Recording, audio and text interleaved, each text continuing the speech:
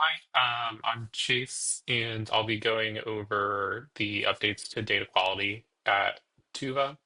Um, these updates and the problem that this is trying to solve is mainly have I mapped my input layer correctly into the Tuva DBT package?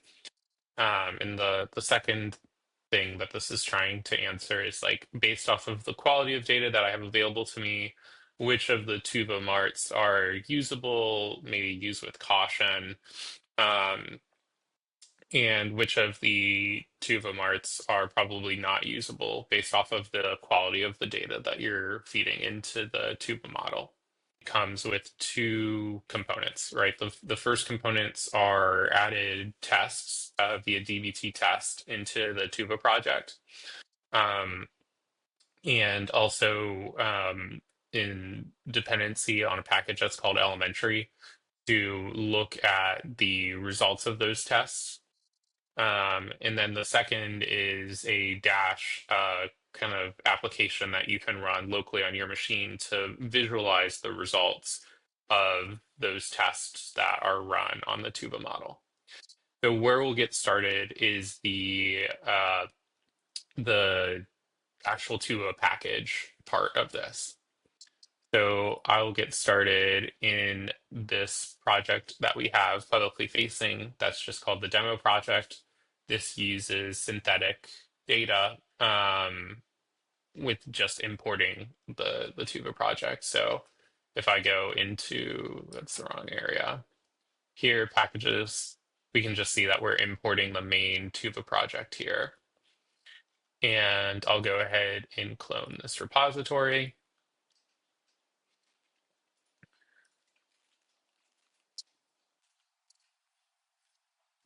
Cool.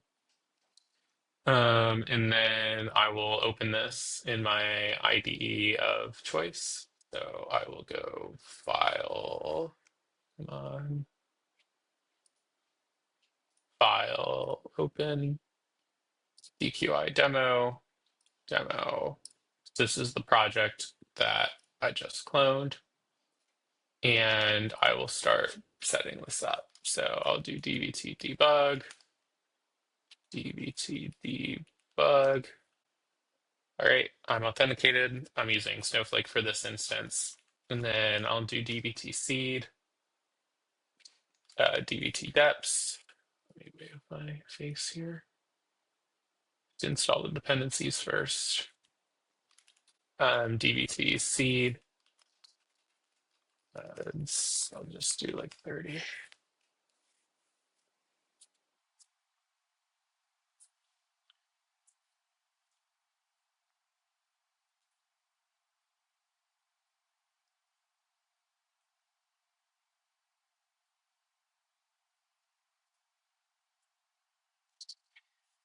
And then after this, I'm going to do a DBT run and a DBT test. Those will just take a little while. So I'm going to pause the video right here and come back once I've done my DBT run and DBT test. All right, I just finished my DBT run. I'm going to do my DBT test and just talk a little bit about the changes that came in 14.3. So when I run a DBT test after a DBT run, um, what this latest update in 14.3 added a lot of tests in the DBT test. So this is the one part of the DQI, right? The second part is that there is a table that will get generated that will have the results of this test. A lot of these tests are set to warn. Um, and then the dashboard will help give context for, what that failing test means. So there's a lot of tags and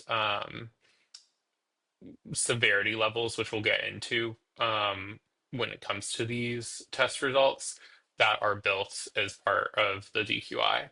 And if you want to turn off all of this testing, like in a production pipeline or something like that, we have a variable that's called enable input layer testing, which you can set to false. And that will skip all of these tests if you're doing like a DBT build or something like that. So now that all of these tests have completed, I can go to my database, and there are two tables that get generated as part of this DQI web application. So I'm going to go back to Tuva Health, and I'm going to search for DQI um, within Tuva. And there's this one here called Tuva DQI. This is, again, open source, available to the public. And this is the Dash application that you can run locally to visualize the test results from the latest data quality. So each of the tests that have been added into the Tuva project have a different severity level associated with it. So this is trying to help kind of filter through the noise about like what's important to address when mapping the input layer versus what might not be so important to address while mapping the input layer. And then we'll give you kind of an overall grade on your data quality. Um, and then these are the two data sources that come from the DBT project. So one's called Data Quality Testing Summary, and the other one's called Exploratory Charts. So I'll go over to data grip here. I'll search in my data quality schema, and I have this testing summary table here that is an input into the DQI local application. This has all of the tests that have run, the type of test, just this should not have any PHI in it. It's just metadata related to the test, what was tested, and some also custom columns that we created as part of DQI where we assign a severity level and we assign flags for the marks that are affected by the failing or passing tests, right? So we can export this as a CSV with headers in the IDE of your choice, and then that will be consumed by the web application that runs on your local machine. So I can say export to file, testing summary, I'll call this demo. Um, and then there was another table here that is called exploratory charts. Exploratory charts.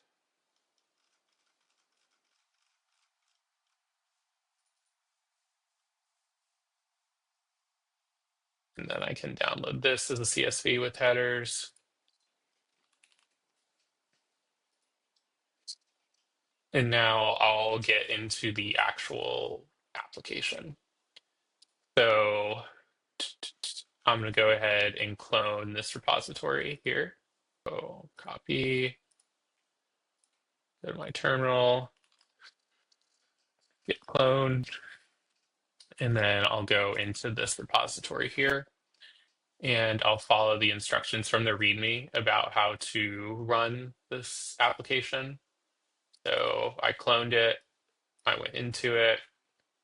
I'm going to go into the second Tuva DQI folder. I will create my virtual environment.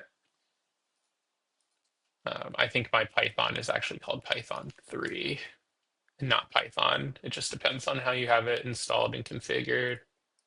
I'm going to activate my virtual environment. I'm on a Mac, but if you're on a Windows, it's slightly different. I have activated my virtual environment, and now I can install my requirements.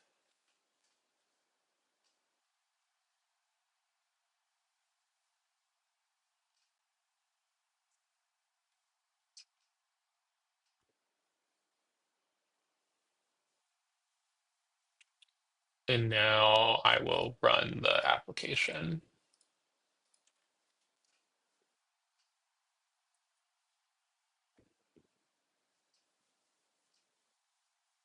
Cool. So now this is just running on my local machine. If I go to localhost 8080, I will see it. Also, if you want to do it with Docker, that's another available option. So I'll go to localhost 8080, and here's my dashboard.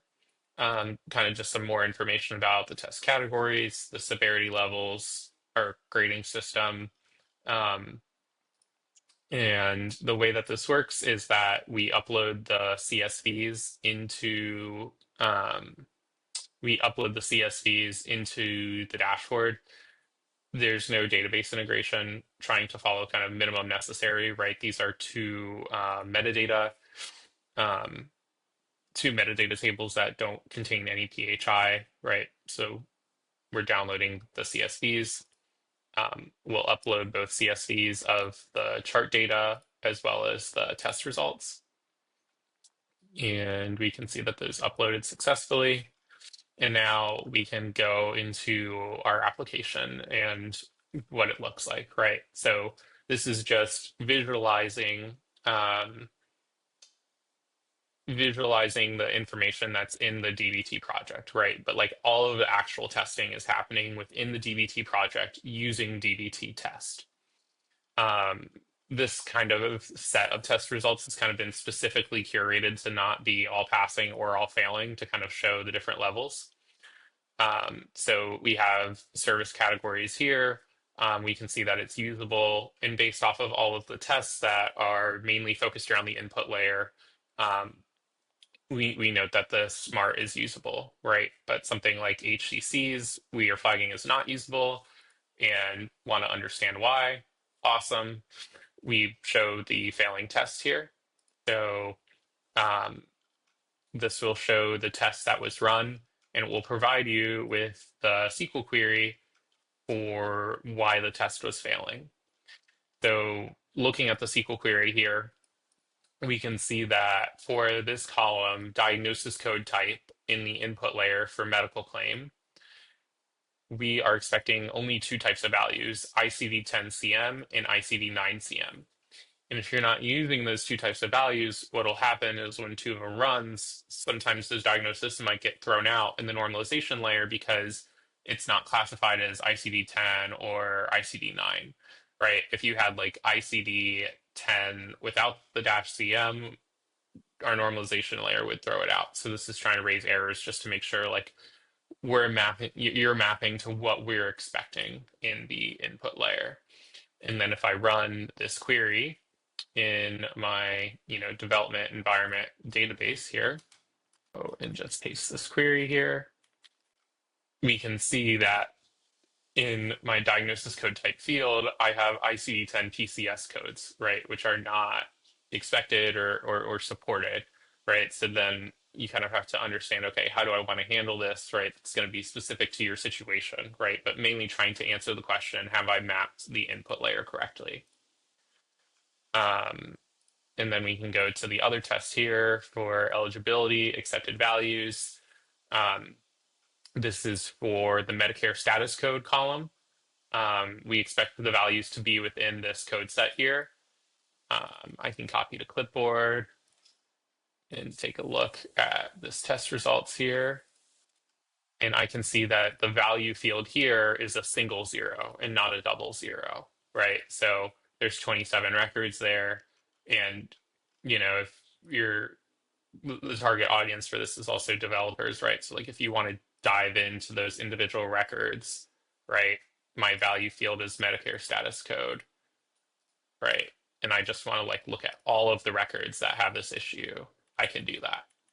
And this is all synthetic data, right? So you can kind of deep dive into the why behind things and make corrections to make sure that Tuva is kind of receiving what we're expecting. So those are the different kind of marts and the usability with the marts. And then we just have kind of the outstanding errors from most severe to least severe. So the one that we looked at, diagnosis code type earlier, we can also see the affected data marts down here. And any of the data marts that are highlighted in red are affected, right? So the ICD-10 PCS is affecting CCSR, chronic conditions, HCCs, ED, and readmission.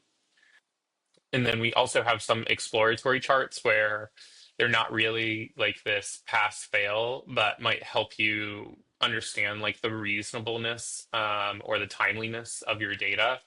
So that's the exploratory charts piece. So if I'm interested in, medical claim volume over time monthly by year, right? I can see like 16, 17, and 18 is loaded in here. This is the actual count of claims, count distinctive claim ID.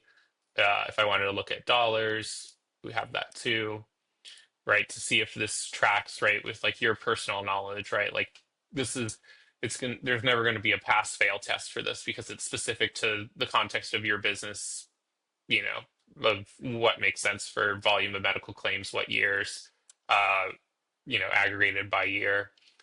Um, so there's just a handful of visualizations there for the reasonableness and timeliness checks, but they don't have this pass fail criteria. It's just aggregates that get reported out. Last but not least, we kind of have like this large report card here, which goes through all of everything that was tested, right? The total number of tests that were run, what's passing, what's failing, the usability status of the marks, the type of tests that are failing and passing, the top kind of critical issues that should be addressed. And then if you want kind of all of the tests enumerated, we have that here as well. And those charts also plotted out too. So yeah, this is a high level overview of kind of this initial draft of data quality, kind of remembering that this is really to say like, have I mapped the input layer correctly? And how does that affect, the Tuva marks downstream? Happy to, answer any questions in the Slack or get any, feature requests or enhancements for data quality. Um, Thanks so much for listening.